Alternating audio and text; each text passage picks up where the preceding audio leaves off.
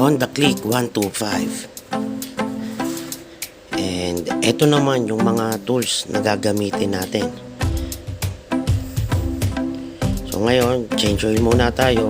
So ginamit natin sakit dyan is 12mm.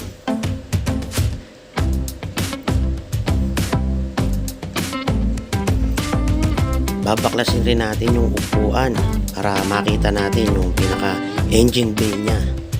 So yan, G's ang kailangan natin, 10mm na socket, and yan yung long extension para mabaklas natin yan. Then kailangan rin natin ng screwdriver.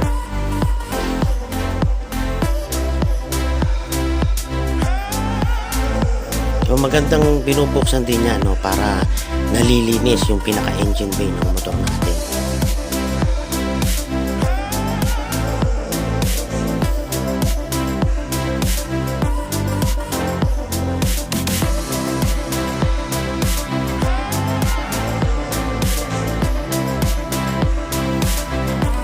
Yan, may mga clip, kailangan matanggal din natin na maayos. So yan ang engine bay natin, ang engine bay ng Honda Click. Ito naman ang bubuksan natin ngayon, yung parang housing yung sa clutch. Hindi ko alam yung pinakatawag dyan pero ang gamit naman ng tools natin dyan is letter T na 8mm.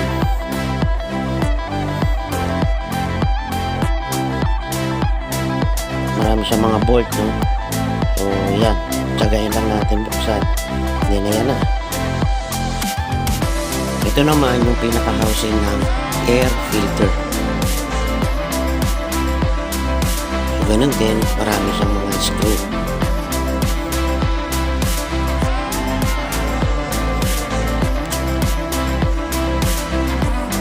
So yan, ito na.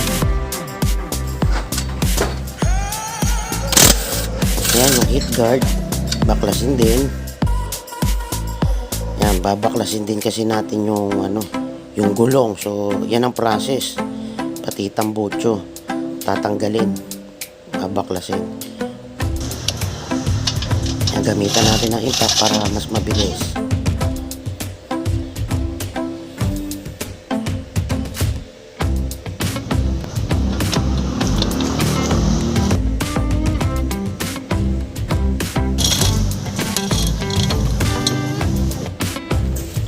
Naman, pagtanggal ng gulong, yan ang kailangan natin, 24mm socket. Ganyan, siyempre, open pack.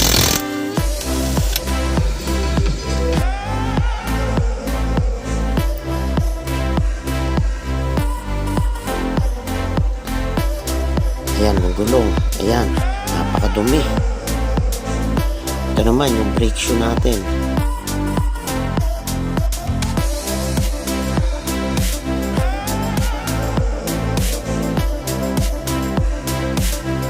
Yan, yung pagtanggal naman yan, 19mm yung gamit natin.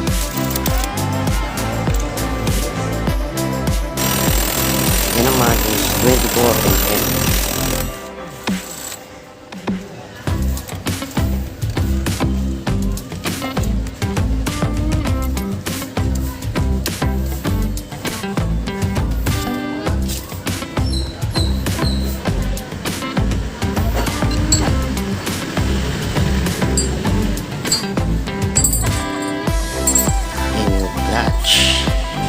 Clutch shoe o clutch lining ng Honda Click natin.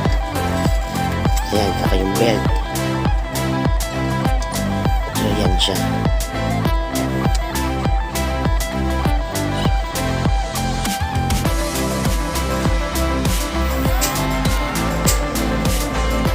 Ayan, ang dumitin, kaya kailangan linisin.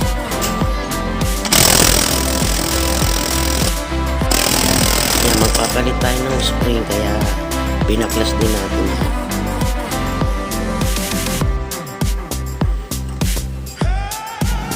Ito na, simulan na ang linis.